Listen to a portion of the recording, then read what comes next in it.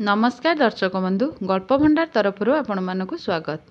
आसंतु जानिबा बछा बछा health care tips जीवन सारा निरोग रहिबार किछि घरोई उपाय।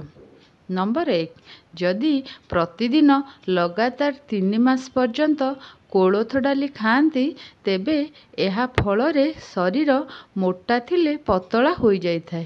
प्रिय दर्शक बंधु, जदि आम चैनल टी को सब्सक्राइब करि नाहंती दयाकरी सब्सक्राइब कर दियंतु। नंबर 2, जदि दांतरे जंत्रणा अनुभव करुथांती तेबे टिकिए सोरिष तेल रे लूण और हलदी मिसाई राति रे सोइबा पूर्वरु दांतरे मालिश करिबा द्वारा जंत्रणा भल हो जाए। नंबर 3, राति समय रे शयन करिबा पूर्वरु नड़िया तेल रे अल्प हलदी मिसाई चेहरा रे किंबा पूरा शरीर रे लगाइबा द्वारा शरीर सुंदर और चिक्कण होइथाय।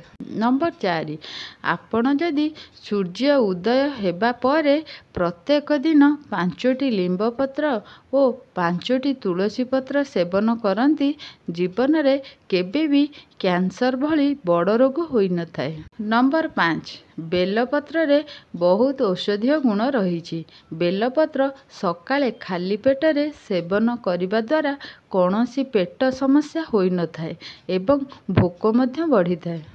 नंबर 6, जदि कूलर सामना रे बसी चेहरा रे बरफ लगाइबा द्वारा स्किन एलर्जी ठीक हो जाए।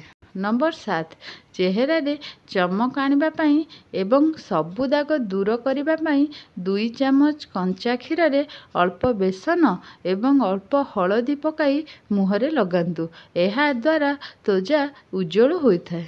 नंबर 8, लेंबू एवं कमला अपेक्षा पिजुली रे अधिक विटामिन रही थाए, सेथिपई पिजुली रा सेवन प्रतिदिन करंतु।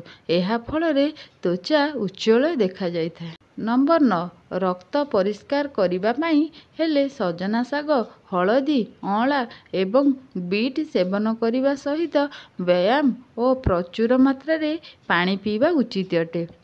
नंबर 10, जदि आपण को प्रबल ठंडा होईची बा शरीर रे ज्वर रहीची ताहले आपण पानी पीवा समय रे सिझा पानी और टिके उषुम थिबा पानी पियंतु। एथिरे बहुत आराम मिली थाए। नंबर 11, सुस्थ रहिबा पई हेले पर्याप्त निद निहाती भावरे आवश्यक। प्रतिदिन 6 रु 8 घंटा निहाती भावरे सोइबा उचित अटे। भिडियोटी शेष पर्यंत देखंतु एवं लाइक शेयर कमेंट भी करंतु। नंबर 12, सकाळु सकाळु मसला युक्त खाद्य, कोल्ड ड्रिंक, मद्यपान एही सबु जमा भी करंतु नहीं। एहा शरीर पई बहुत हानिकारक होइथाय। नंबर 13, खाद्य खाइबा समय रे केबे हेले टीवी, मोबाइल एवं कथावार्ता ए सबु करंतु नहीं। खाद्य सर्वदा खुशी मनरे और शांत मनरे खाइबा उचित अटे।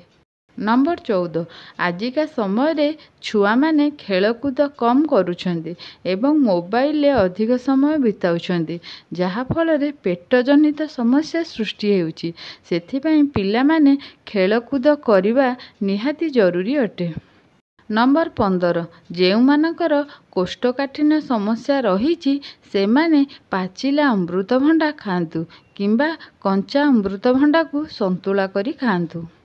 नंबर 16, लेंबू पिता न लागिबा पई आपण लेंबू काटी सारिबा परे लेंबू को सेमिति रखंतु नहीं। लेंबू को काटी सारिबा परे ताकू भल पानी रे धोईकी रखंतु।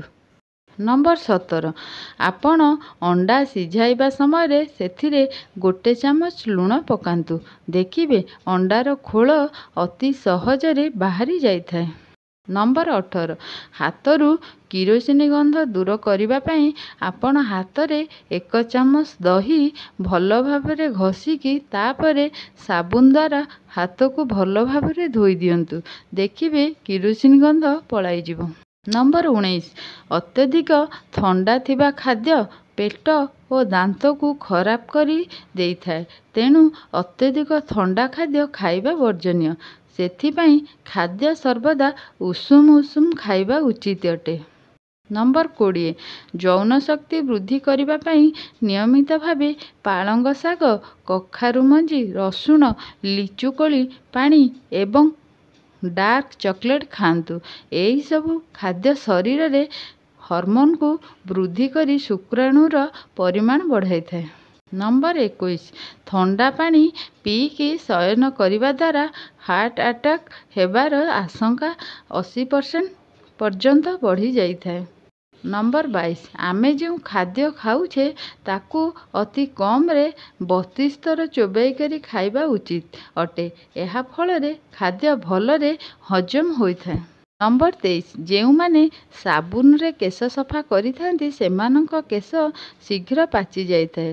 ଯଦି ଆପଣ କେଶ ସଫା କରୁଛନ୍ତି ତେବେ ସାମ୍ପୁରେ ହିଁ ସଫା କରନ୍ତୁ।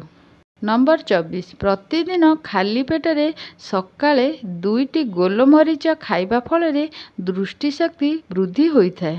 ନମ୍ବର 25 ହାଡ଼ ଫୁଟିର ଦାଗ ଦୂର କରିବା ପାଇଁ ବା ଦାଗ ଲିଭାଇବା ପାଇଁ ଲିମ୍ବ ପତ୍ରର ପେଷ୍ଟକୁ ରାତିରେ ଶୋଇବା ପୂର୍ବରୁ ସେହି ଦାଗ ଉପରେ ଲଗାଇକି ଶୟନ କରନ୍ତୁ। ଏହାଦ୍ୱାରା ଏହିସବୁ ଦାଗ ଲିଭିଯାଇଥାଏ। ନମ୍ବର 26 ଔଷଧ ସେବନ କରିସାରିବା ପରେ କେବେ ବି ଖଟା ଜିନିଷ ଖାଆନ୍ତୁ ନାହିଁ। ଏହା ଫଳରେ ଔଷଧ ଭଲ କାମ କରିନଥାଏ ଏବଂ ଏହା ଶରୀର ପାଇଁ ବି କ୍ଷତିକାରକ ହୋଇଥାଏ।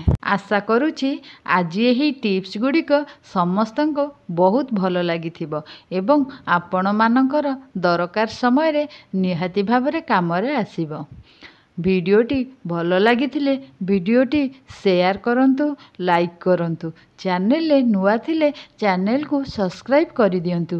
ଭିଡ଼ିଓଟି ସମ୍ପୂର୍ଣ୍ଣ ଦେଖିଥିବାରୁ ଆପଣଙ୍କୁ ଅଶେଷ ଅଶେଷ ଧନ୍ୟବାଦ। ଜୟ ଜଗନ୍ନାଥ।